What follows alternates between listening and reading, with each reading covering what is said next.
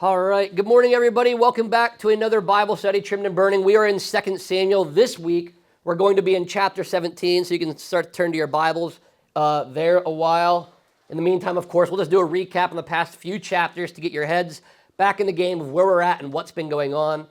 So remember in chapter 15, 2 chapters ago, this is where Absalom had finally been restored to David. He was allowed back around the king, and he started to conspire to take the throne. He would stay outside of the city gate, which was like their courthouse, tricking people into thinking he cared so much about them in order that they would pledge their allegiance to him, right? Absalom was a really great politician and convinced them that he was really looking out for their best interest. So, of course, David heard about this, and he fled from Jerusalem, got away because he said, Absalom, when he comes back, it's going to be a full-blown war. I don't want to go to war with my son. He could actually take us right now. We need to get out of here. So all the people fled. Remember, everybody was crying. He stops at the last house and does one look back. Probably so sad. Doesn't know if he'll ever go back to Jerusalem again. He's been on the run before. He's been on the run for a long time before, and he doesn't know what God's going to do. Although in the back of David's mind, I'm sure he remembers 2 Samuel chapter 7, that God promised he would always be on the throne. But as you know, even with God's promises, we can have doubts, and even David, I think, had some of those as well.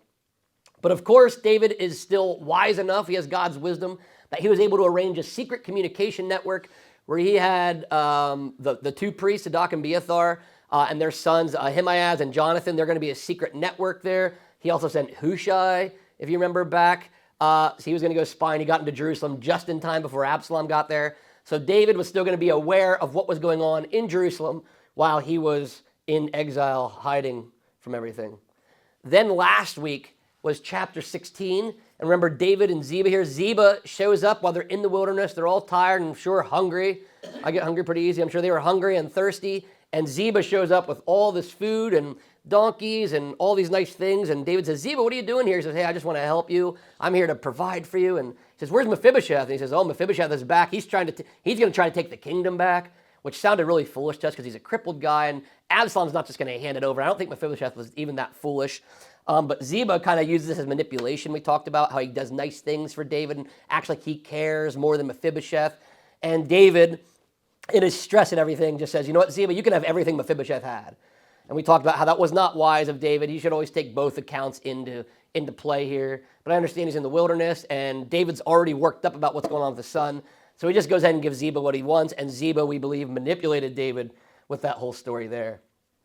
Then, of course, we had Shimei, who was a Benjaminite in Saul's family, who was cursing David, said, you man of blood, God took your kingdom because you're a man of blood and what you did to Saul. Now remember, David probably did have this issue because of what he did from sin, but not because of what he had done to Saul, what he had done to Uriah and Bathsheba, right?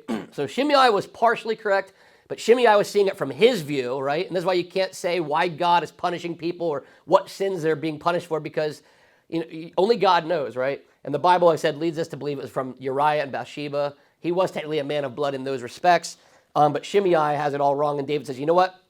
Let him curse. Remember, Abishai's like, I'll cut his head off. He shouldn't talk to you like that. And normally, David probably would have somebody's head cut off for talking to the king like that, but he says, perhaps God will bless me for all the evil being done to me. So he says, let him curse, and then as he goes on, he continues to fling dust up, and he's staying up there at a safe area from the hills so he couldn't be attacked, and Shimei curses David, and remember, they were very, very weary. And then it cut back to Absalom comes back. He gets into Jerusalem. It flashes back to Jerusalem. And he asks Ahithophel, which was David's wisest counselor, what should I do now? And he says, you should take his concubines up on the roof. And that will really solidify that you're the king. Remember, that was an irreversible damage. He took the 10 concubines who were taking care of the palace. And because of this permanent damage, that means he was taking the throne. That was a public act of taking the throne. And I also talked about how Ahithophel spoke this and God allowed it to happen because God prophesied. Remember, he said, what you did in private to Bathsheba is going to be done publicly to you. And we see that happen right here. And I'm sure David found out all about it from his network there. And those are the last 2 chapters that we were in. And now we're going to go ahead and jump into chapter 17. So if you're in your Bibles, we'll go ahead and read there verse by verse. And then do a breakdown of everything going on. So 2 Samuel chapter 17. Moreover, Ahithophel said to Absalom, let me choose 12,000 men, and I will arise and pursue David tonight. I will come upon him while he is weary and discouraged and throw him into a panic, and all the people who are with him will flee. I will strike down only the king, and I will bring all the people back to you as a bride comes home to her husband. You seek the life of only one man, and all the people will be at peace." And the advice seemed right in the eyes of Absalom and all the elders of Israel. Then Absalom said, "Call Hushai the Archite also, and let us hear what he has to say." And when Hushai came to Absalom, Absalom said to him, "Thus has Ahithophel spoken. Shall we do as he says? If not, you speak." Then Hushai said to Absalom, "This time the counsel that Ahithophel has given is not good." Hushai said, "You know that your father and his men are mighty men, and that they are enraged like a bear robbed of her cubs in the field. Besides, your father is expert in war. He will not spend the night with the people. Behold, even now he has hidden himself in one of the pits, or in some other place. And as soon as some of the people fall at the first attack, whoever hears it will say, 'There has been a slaughter among the people who follow Absalom.' Then even the valiant man, whose heart is like the heart of a lion, will utterly melt with fear. For all Israel knows that your father is a mighty man, and that those who are with him are valiant men. But my counsel is that all Israel be gathered to you, from Dan to Beersheba, as the sand by the sea for multitude, and that you go to battle in person. So we shall come upon him in some place where he is to be found, and we shall light upon him as the dew falls on the ground, and of him and all the men with him not one will be left. If he withdraws into a city, then all Israel will bring ropes to the city, and we shall drag it into the valley until not even a pebble is to be found there." And Absalom and all the men of Israel said, "The counsel of Hushai the Archite is better than the counsel of Ahithophel." For the Lord had ordained to defeat the good counsel of Ahithophel, so that the Lord might bring harm upon Absalom. Then Hushai said to Zadok and Abiathar the priests, "Thus and so did Ahithophel counsel Absalom and the elders of Israel. And thus and so have I counseled. Now therefore, send quickly and tell David, do not stay tonight at the fords of the wilderness, but by all means pass over, lest the king and all the people who are with him be swallowed up." Now Jonathan and Ahimaaz were waiting at En-Rogel. A female servant was to go and to tell them, and they were to go and tell the King David, for they were not to be seen entering the city. But a young man saw them and told Absalom. So both of them went away quickly and came to the house of a man at Baharim, who had a well in his courtyard, and they went down into it. And the woman took and spread a covering over the well's mouth and scattered grain on it, and nothing was known of it. When Absalom's servants came to the woman at the house, they said, "Where are Ahimaaz and Jonathan?" And the woman said to them, "They have gone over the brook of water." And when they had sought and could not find them, they returned to Jerusalem. After they had gone, the men came up out of the well and went and told King David. They said to David, "Arise and go quickly over the water, for thus and so has Ahithophel counseled against you." Then David arose, and all the people who were with him, and they crossed the Jordan. By daybreak, not one was left who had not crossed the Jordan. When Ahithophel saw that his counsel was not followed, he saddled his donkey and went off home to his own city. He set his house in order and hanged himself, and he died and was buried in the tomb of his father. Then David came to Mahanaim, and Absalom crossed the Jordan with all the men of Israel. Now Absalom had set Amasa over the army instead of Joab. Amasa was the son of a man named Ithra, the Ishmaelite, who had married Abigail, the daughter of Nahash, sister of Zeruiah, Joab's mother. And Israel and Absalom encamped in the land of Gilead. When David came to Mahanaim, Shobi, the son of Nahash, from Rabbah of the Ammonites, and Machir, the son of Amiel, from Lodabar, and Barzillai, the Gileadite, from Rogelim, brought beds, basins, and earthen vessels, wheat, barley, flour, parched grain, beans, and lentils, honey and curds, and sheep and cheese from the herd, for David and the people with him to eat. For they said, "The people are hungry and weary and thirsty in the wilderness." That is chapter 17. Again, a lot going on here, and we're going to go ahead and break down what was happening with everything here. So first, let's go ahead and we'll look at the first couple verses with Absalom and his receiving of counsel with Ahithophel and Hushai. So it starts out, "Moreover," it's continuing on, "Ahithophel said to Absalom, 'Let me choose 12,000 men, and I will arise and pursue David tonight.'" So Ahithophel's getting a force of 12,000 men. That's a pretty good army. It's very significant, very calculated attack here he wants, and he wants to do it tonight, right? He wants an immediate strike, no delay. Why? Well, because David fled. Not only that, David's tired, he's weak. Remember, they're weary at the Jordan River. It already told us that. He's probably panicked, right? That's what happens, and people can act out of their mind sometimes. It can be led into fear, even when they shouldn't be. So he says, while we're at it, we have him on the ropes. We got David on the ropes. We got to go get him now. I'll take care of this, right? And Psalm 3 was actually written around this exact time. Psalm 3, verse 1 and 2, where it says, "O Lord, how many are my foes? Many are rising against me." So you can imagine David, hearing about this, knowing that they're hot on his trail, and really being seriously worried, right? Seriously worried. Verse 2 says, "I will come upon him while he is weary and discouraged and throw him into a panic. And all the people who are with him will flee. I will strike down only the king." So again, Ahithophel knows that David is exhausted. He's emotionally shaken from everything, and he doesn't have a secure defense yet. He's running. He doesn't have time to set up a defense and a plan to fight back. So he's stuck here. So this also involves what you'd call psychological warfare, right? Now, it might be more even if they let things settle, right? But because he's in a panic, when people aren't thinking right, you can really psych them out. So you can cause fear to rise into them. So he knows that if we come approach David, David will be in a panic, right? And he also is aiming to minimize bloodshed. He's making it seem like a good thing. And he's only going to kill David, right? He says, I'll just kill David and everything will be good, which reminds me of what you hear in Zechariah 13, where it says, strike the shepherd and the sheep will be scattered. He knows this even before, he knows that, and this is before Zechariah wrote that if you take out David, his guys are going to be helpless, right? You take out the leader. And anybody in military knows you take out the leaders. You can take out the soldiers, that's fine. But if you take out the generals and the leaders, that really disrupts things with that military. So that's what Ahithophel is recommending here. It says, I will bring back all the people back to you as a bride comes home to her husband. You seek the life of only one man, and all the people will be at peace. So again, this is like manipulative diplomacy here. He's like, if you kill David, it'll be super peaceful, which, do you really think that would happen? I don't think so. It doesn't seem to have ever happened here. And David has some loyal men. They were so loyal to leave Jerusalem again, back into the wilderness with him. And some of these men were probably in the wilderness with him the first time, right? When he met them at the caves of Adullam, and they kind of assembled back then. So they're pretty reliable. He also he's really good. Ahithophel, you can see why he's a wise man. He also uses really good language. He calls it as a bride comes home to her husband. That sounds like a reunion of unity and peace. Again, really good language to make it sound like this will be good. I take out David, just David only, and things will be at peace. We don't have to start a whole war. We don't have to go through that thing that you and that Ishbosheth and David did, and Saul and David.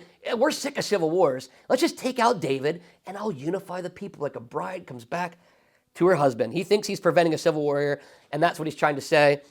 And he's kind of getting at, you actually hear this in John chapter 11 with Jesus. Another pattern or an echo, a pre-echo, really what Caiaphas says. If you remember, I actually put the verses in here.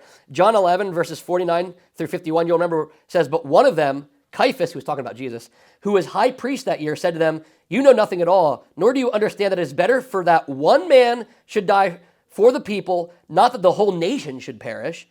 And he did not say this of his own accord, but being high priest that year, he prophesied that Jesus would die for the nation. That was a prophecy. But even then, it's the whole plan of why should the whole nation go through a civil war? If we can just kill this one guy, why should we all punish? Let's have one guy die instead of all of our people and their people and go into this war. I think it'll just be better. Let me lead this army, and I will take David out for you. And look at verse 4, what it says. And the advice seemed right in the eyes of Absalom and all the elders of Israel. So not just Absalom, he has his counselors, and they're like, yeah, hey, that sounds good to me. Anybody opposed? No, it sounds pretty genius, actually. He is panicked. I heard he was running out of town, and he was in tears. The people were in tears. This is a pretty good plan, actually. So they seem to all agree, and it shows us again that Ahithophel's influence is very strong. Remember, he is the wisest counselor in the land.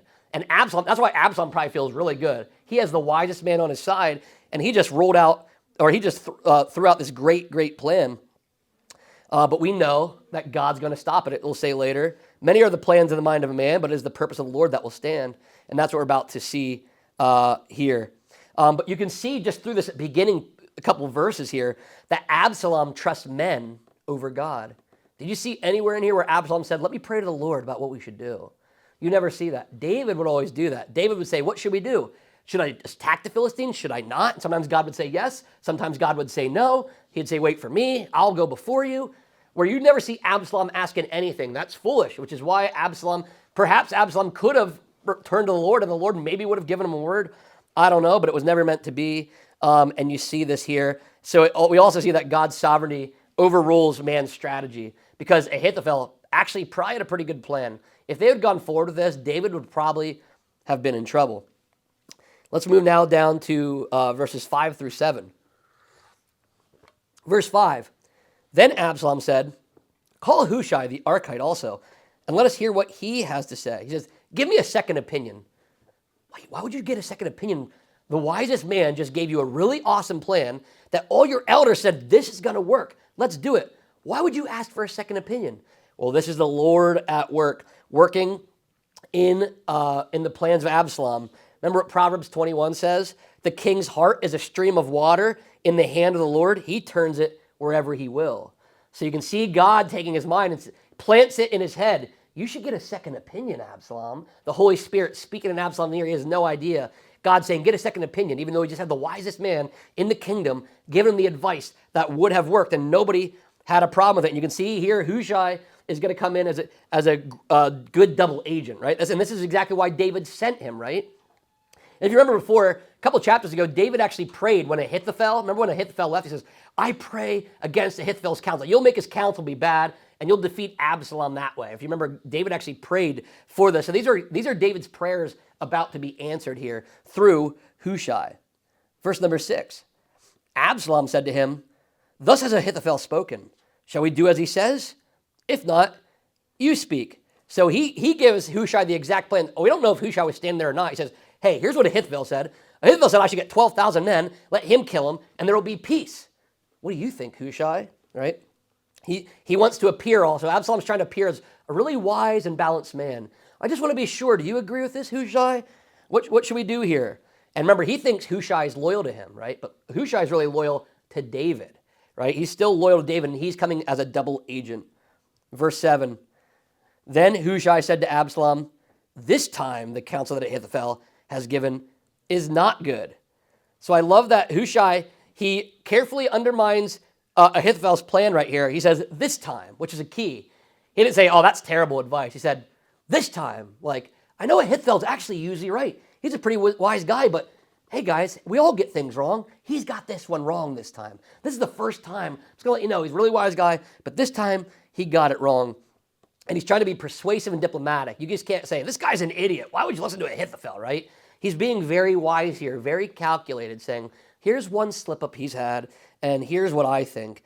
And Hushai's tactic is going to be to delay things, as we're going to see here. Verse 8. So Hushai said, you know that your father and his men are mighty men, and that they are enraged like a bear robbed of her cubs in the field. Besides, your father is expert in war. He would not spend the night with the people. So here's Hushai, genius, psychological warfare back, right? Ahithophel's right. Hey, he's on the run. We got him scared. Let's go panic him. And Hushai steps in and does psychological warfare back, because Ahithophel's probably right. David is in a panic. And Hushai knows this because he was just with David.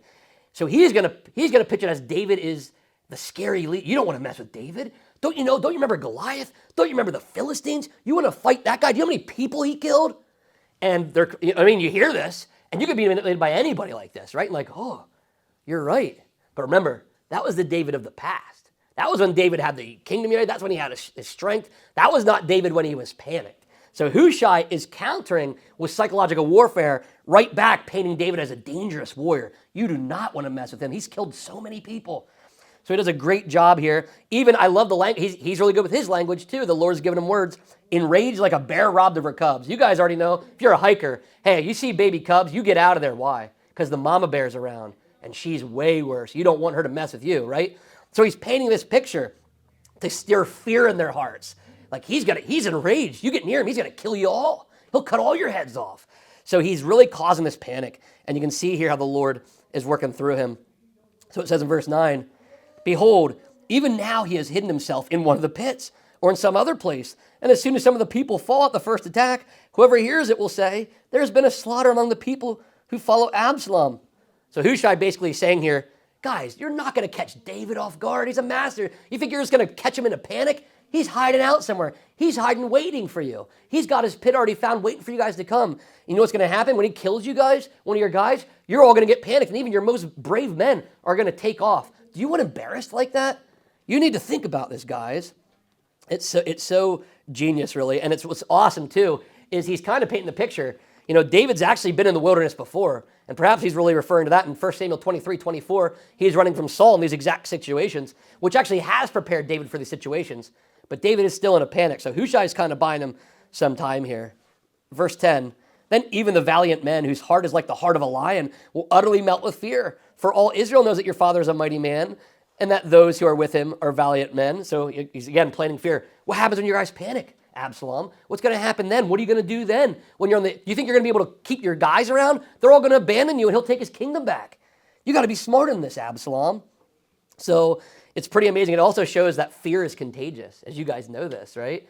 Just talk to somebody about the news. They'll tell you what's going on and whatever, and they'll try to get you panicked. And I've had friends like, did you hear what's going on? It's like, well, settle down. Let's put this in context here, right? People panic, blow things out of proportion. You can even see the plane crashes today. Every time you get a video of a plane crash, you see, I'm not going flying. It's like, you know, our numbers are actually down from last year. They're just televising them more. It will cause panic. It will cause fear in you. That's what they do. But we also know faith also can spread. Faith is also contagious, right? So the opposite of fear, faith you can also encourage somebody. Be strong. I know it looks scary. Be strong. You know what God can do for you.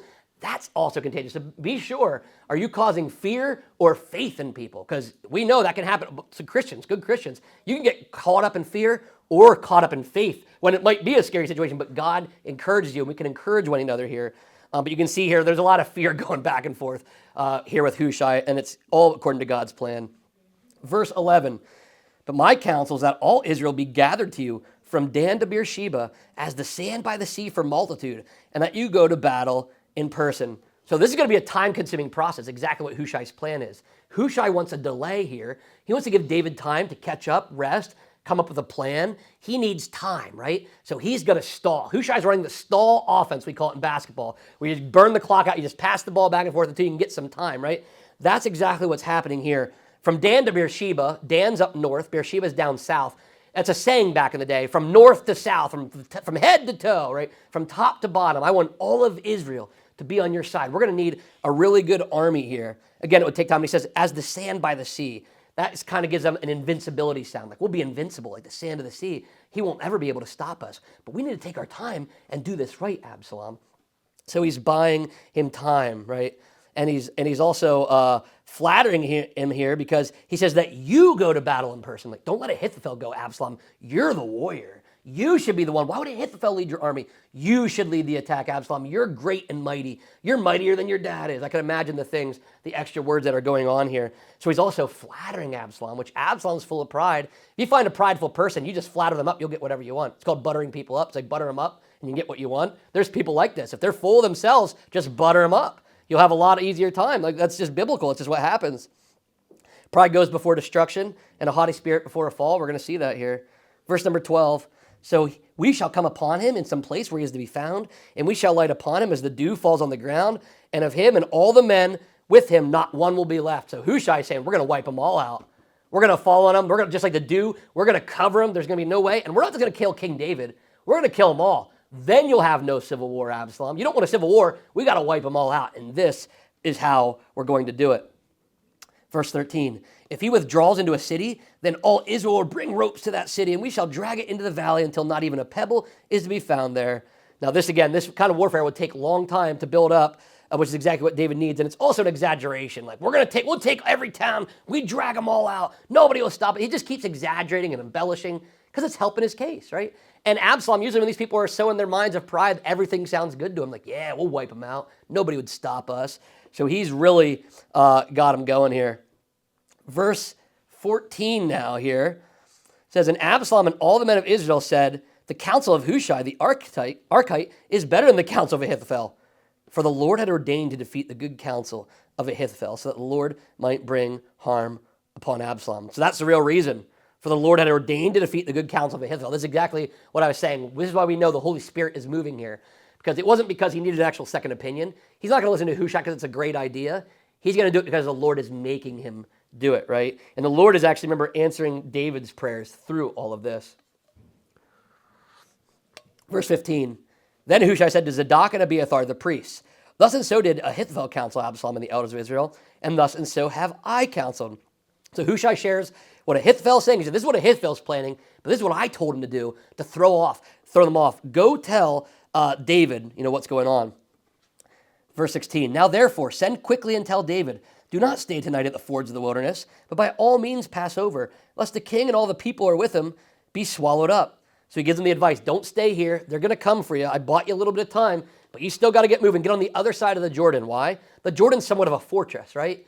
If we were in town here and I'm just down the road, you could come attack me. If I'm across Susquehanna River and you don't have a boat and no bridges, it's going to be a little more difficult for you to get to me. It causes a hindrance here. And that's how rivers work. That's actually why, if you look in America, all the cities are usually built on rivers. They use them as borders because it just cuts things apart and it makes things difficult to get to the other side. So he's saying, get across the Jordan. It's going to be a big task. David has families. They have children, women and children with him. He says, get everybody across the river. It's going to buy you some time and you're going to need it. And that's what's going on here. So it also shows that when God gives us insight, we got to respond quickly. So he's saying, you don't have time to mess around, David. Here's how you do it. You got to do it. You got to act fast. Here's the plan. You got to go. So he's giving him some urgency here. Verse 17. Now Jonathan and Ahimaaz were waiting at En Rogel. A female servant was to go and tell them, and they were to go and tell King David, for they were not to be seen entering the cities. So why shouldn't they be seen entering the city? Well, suspicion. What are those guys doing, right? They had to avoid the suspicion of what was going on. Remember, you don't want your spies to be seen communicating with one another. It's a spy network. You got to keep things contained. It says go undercover, right? And I love a female servant takes this. So it shows God uses both men and women in courageous roles, right? He has a woman go deliver this message. She's going to partake in helping people here with this strategy. Verse 18, but a young man saw them and told Absalom. So both of them went away quickly and came to the house of a man at Baharim who had a well in his courtyard, and they went down into it. So, secret breach, momentary breach here. They caught us. We got to panic, run. We got to hide. They saw us. They weren't supposed to see us, and they saw us. And they probably felt panicked, like, here we go. We're stuck. So they go to Baharim, which is actually where Shimei was from, if you remember. It's right around Jerusalem, same area there, and they hide in a well, which is probably like this, kind of in the ground, a flat hole in the ground. That's where they would draw water out of in their well there. Verse 19 says, and the woman took and spread a covering over the well's mouth and scattered grain on it, and nothing was known of it. So you see this well here, she throws something over it, puts grain, it looks like a working place. You have no idea a well's even there. She has it all covered up and hidden, right? We move on down here then to verse 20. When Absalom's servants came to the woman at the house, they said, where are Ahimaaz and Jonathan? And the woman said to them, they've gone over the brook of water. And when they had sought and could not find them, they returned to Jerusalem. Now, you guys are probably saying, I've read this before. I didn't think I read this before, but I read this before somewhere. You did. Joshua chapter 2. Remember when Rahab hides the two spies and they hide? She's hiding two spies on a roof, puts things over top of them. They say, hey, where are those two men? Oh, they went over there. And then when they leave, they come out. So you can see this pattern again of a woman hiding, protecting two brave men who are spying out the land. They're spies. They're literally spies, just like the Rahab story. It's another pattern over and over again is happening. So they hide in the well, and the guys come to get them, and she sends them off in the wrong direction to protect the men, just like Rahab did, right? God gave her the wisdom. It's the same thing going on here. So I think that's pretty interesting. Verse 21, and after they had gone, the men came up out of the well and went and told King David. They said to David, arise and go quickly over the water, for thus and so has Ahithophel counseled against you. So again, they're kind of urging him. Remember, it's got to be quick, David. You got to go. Arise, go quickly. You're going to have to get this word to them. So they warn David, give them the advantage of escaping this trap. There's a trap coming, and he's able to know it's coming, which again, more Proverbs. You can see Proverbs lived out through this whole book here. Proverbs 27:12, the prudent sees danger and hides himself, but the simple go on and suffer for it, right? So he sees there's danger. We got to hide. We got to get out of here. There is danger. And this is exactly why David had this network here to get this kind of information. Without that genius network, communication network from a couple chapters ago, David would have got caught blindsided, would have got taken. So this is all God working with David's wisdom and the spies, protecting them from getting caught. So you can see that here. Verse 22, then David arose and all the people who were with him, and they crossed the Jordan. By daybreak, not one was left who had not crossed the Jordan. So David doesn't delay. He listens to exactly what they said. Well, we better get everybody together. And like women, children, men, get everybody in line. We got to get us over the river here. And they're probably like, oh man, this is going to be quite a task, right? But we got to do this. So, and again, the Jordan is that symbolic barrier of safety. So they're going to cross over the Jordan and they're going to feel a lot safer. And it says they did that and not one was, by daybreak, not one was left. So overnight, he's able to get everybody, which is a decent sized camp, across the river. And imagine trying to take kids across a rushing Jordan River, right? It would have been difficult, but they did it. So this is a big task. And it shows excellent leadership and excellent coordination because David is a great leader. So him and his men administer this whole thing. They come up with a plan. They have a whole system where they're going to get everybody over, and it works by the morning. So you can see they've acted fast and they've acted wise, and they're very organized and strategic. God is working through them. There's also a reminder, God protects his people through providence and human partnerships. He used these people here, divine providence. Those spies saw him, but God had a woman right there with a well right there to hide them. He got this information to David. He helped David get all these people over. So you can see God working and providing through all these people in this whole situation here. And I love it's like, it's kind of like the book of Esther. People will say they don't want the book of Esther in the Bible because it's the only book that doesn't say God's name. But you can see God throughout the entire book working, right? It's like this here. And it's like this in my own life. When amazing things happen, and I just see, just by coincidence, this person came in and I was able to say this, and it changed this situation. Of course, it didn't say, then God sent somebody to Eric Attinger and did this. It's like, it doesn't do that. But I can see God's here, and God sent them, right? It's the same thing here. You can see God's fingerprints all over this, although it hasn't mentioned, other than with the whole Hushai thing, that the Lord did that. But you can see God orchestrated this whole thing, the woman, the well right there, the plan to cover it up. God is planting ideas. He's orchestrating everything here. I think it's pretty amazing. And then here to end the chapter, last couple verses. Verse 23, when Ahithophel saw that his counsel was not followed, he saddled his donkey and went off home to his own city. He set his house in order and hanged himself. And he died and was buried in the tomb of his father.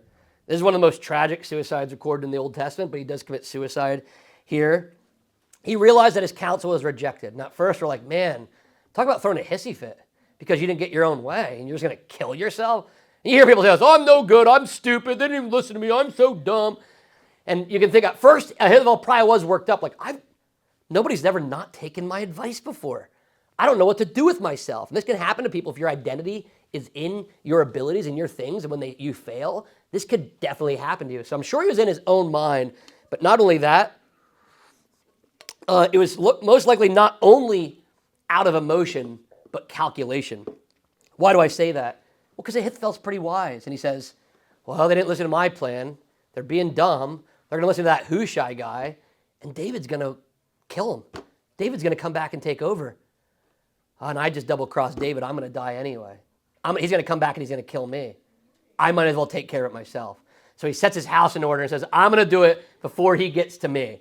So I think Ahithophel is, again, he's a wise man. He's not stupid. Sure, he was probably worked up and frustrated they didn't listen to him, but he knows, he sees the writing on the wall. They are not going to stop David and his men. They took too long. I told them they should have went right away, and now because of that, we're all going to die. I'm getting it out of the way. And I think that's how Ahithophel felt here with this, which is really interesting because remember, we call a lot of people, I think Ahithophel is another version of Judas. Judas comes later, but the pattern of people. And what happened after Judas double-crossed Jesus?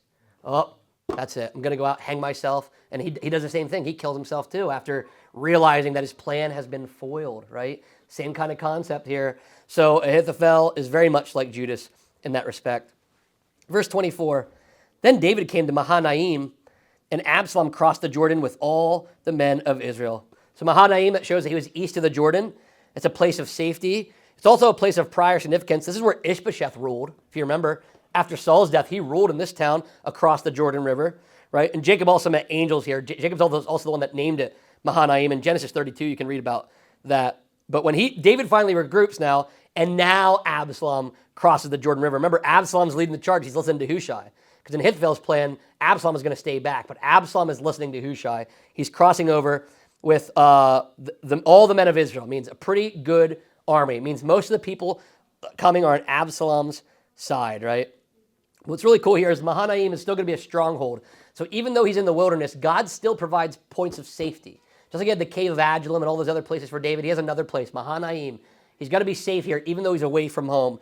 God will still provide safe places that you can be, and you can be at somewhat of a rest here. Verse 25, Now Absalom had set Amasa over the army instead of Joab. Amasa was the son of a man named Ithra the Ishmaelite, who had married Abigail, the daughter of Nahash, sister of Zeruiah, Joab's mother. So this is a bold move. Absalom's going to replace his cousin Joab with another relative of his, Amasa, right? So this is Absalom's cousin, just like, it was David's nephew is Joab. This is Absalom's cousin. He's going to trust another family member, but not Joab. So he alienates Joab as a seasoned warrior, but maybe for good reason. Remember, he set Joab's field on fire. So I actually think it's probably wise of Absalom, because it might not have went well, because Joab's kind of upset with him over that and over a lot of other things, right? So he puts Amasa over top of him here. Verse 26, and Israel and Absalom encamped at the land of Gilead. So this is showing now the stage is set for the battle. David's at Mahanaim. Now they're setting up camp in Gilead. This is exactly what's about to happen. It's war. The war camps are both being set up here, right? And so they're in Gilead, which is northeast of the Jordan River, opposite of Mahanaim. So literally kind of across from each other. They're getting pretty close. So the kingdom is now literally and spiritually, it was spiritually divided before. Now it's literally divided. You can literally see the divide. David and his men, Absalom and his men, and they're about to go to war. And then we see in the last three verses here, verse 27, when David came to Mahanaim, Shobi, the son of Nahash from Rabbah of the Ammonites, and Machir, the son of Amiel from Lodabar, and Barzillai, the Gileadite from Rogelim. So these three men right here. First Shobi, look who he is, the son of Nahash. That's the former Ammonite king. Isn't that interesting, right? So David once fought against Nahash's family in 2 Samuel chapter 10, if you remember. So this is one of his family members.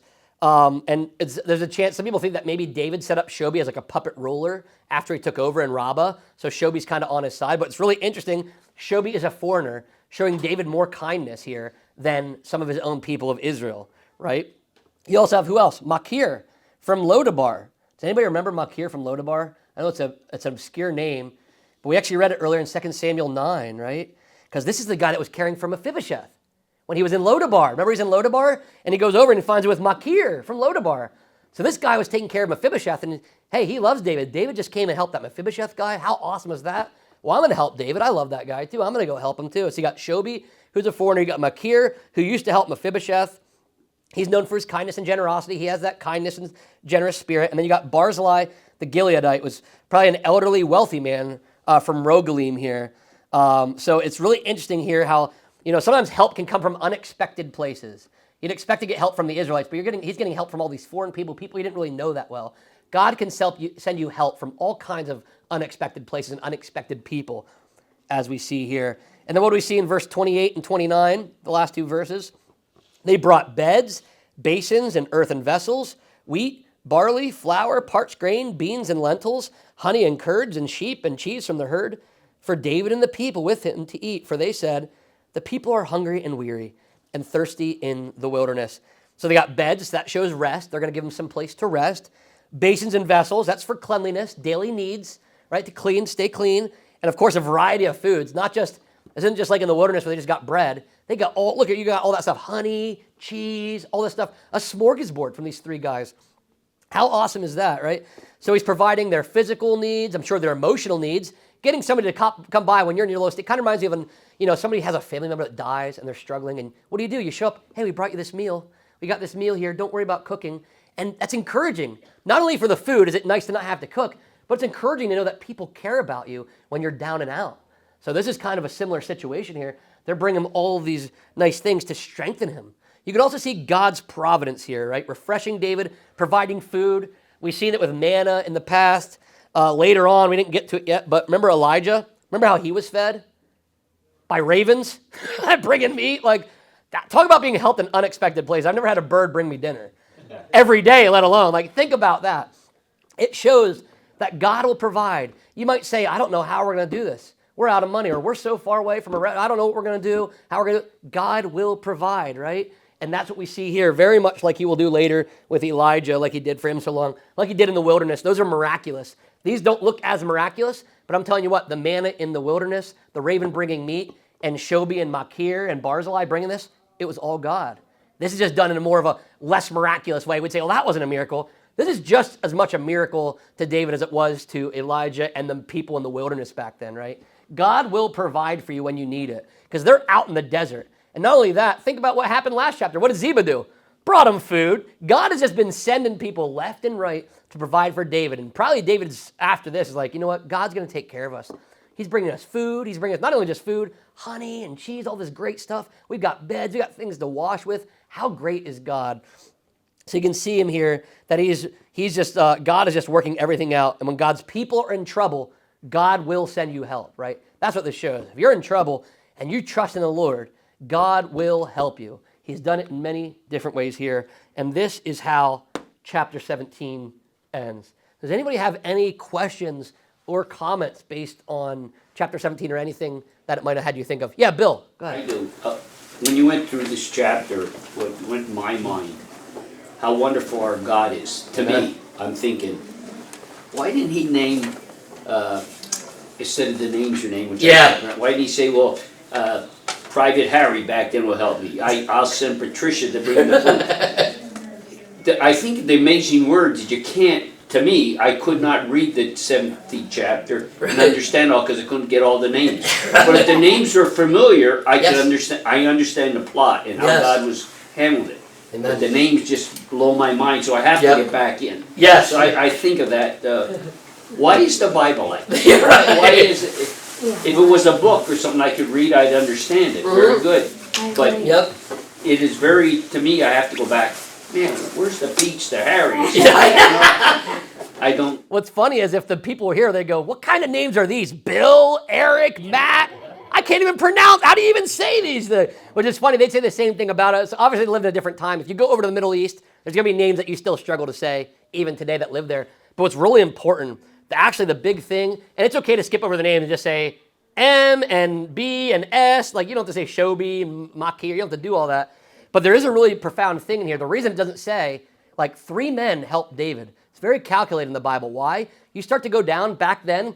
It's called, big thing was names back then. That's why there's no other name greater than the name of Jesus. Why? Because names have meaning and power. And Jesus, or Yeshua, all his name really means is Yahweh saves. Built right in the name. And everybody's life was built right in their name. Did you know what Noah's name means?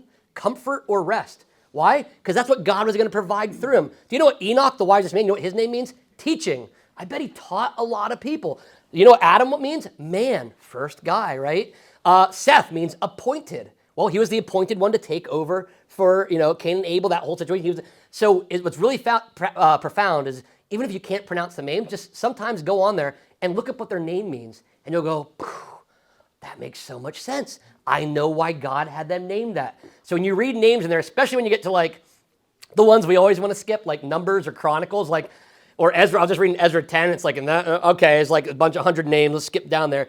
If you really stop, you can do a whole Bible study. Just translate every single one of those names, and the story will mean something completely different to you when you do that. And you don't have to memorize what they all mean. We're blessed enough to have technology where you can find the Hebrew, the Greek, and you have AI now. Hey, I'm in chapter 17. AI, translate all these names for me. What do they mean? So we live in a time where we could do this. You live back in the day in the 40s or 50s or even 70s. We didn't have the internet. You didn't have all this stuff, and you just had to suffer through it and say, whatever those names are, that's cool with me. So it's really interesting. Yeah, go ahead, Matt. That's why they gave God, names. And Absolutely. They gave the altars names and locations. They always named them, and the name you'll remember. Correct, and the name remember, and it will tell the story when you hear those names. So that's why God's name, Jehovah Jireh, the Lord will provide. So that's what those names are. Those we all know, and you can translate all those names that sounded. The first time you ever heard Jehovah Jireh, you're like, what's that about? But then the Lord will provide. It makes so much sense, and that's why you use God has different names for different times when he's providing different things, right? So right here, Jehovah Jireh. He was providing for David and his people. So it's amazing to see that. So yeah, the names are tricky. Took me a while to pronounce them until I got the hang of Hebrew a little bit. But it's still, sometimes I'm still, making it up. You can still wing it if you don't know it, and whatever it means. But if you really want to get to the bottom of it, translate those names, and the Bible will take on a whole other level of meaning to you in these stories. Anybody else have anything they want to add or say? Yeah, go ahead, Paul. That sounds weird. When David fled, was that a weakness? So some people would say that was a weakness. You should have fought, right? I think it was wise because he was frazzled, and he needed to regroup, right? And it was smart. Had he stayed there, a war could have broke out right in Jerusalem. and a lot of innocent people could have died. So I think this is a sign of wisdom. It's kind of like, I'm really glad you asked this, right? When this happens almost every generation, all of you guys were kids at different decades. You guys were in school. It says when that bully, if that person punches you, just go away. Just go away from him. The other guy goes, no, punch him back. Don't be a weak. Don't be a sissy. Get in the fight and punch him right back in the nose. And so some people will say, be the bigger man and walk away. Sometimes walking away prevents more bloodshed or more pain, right? It prevents things from escalating. And I think David here was being the bigger man and walking away to save lives. But not only that, God was working in him with wisdom. So he could go, regroup, and he could trap Absalom. If he stayed, I think David was wise enough. If they stayed, there's a chance David loses that. So some people will say he was weak for running, but I think he was wise. He was wise in this instance for running. So, well, thank you, everybody. It was a great another Bible study. Keep reading ahead. We'll be in chapter 18. Next week it'll be Easter, so the following week we'll come back to that. So keep reading your Bibles, and we'll be back, Lord willing. But until then, keep your lamps trimmed and burning.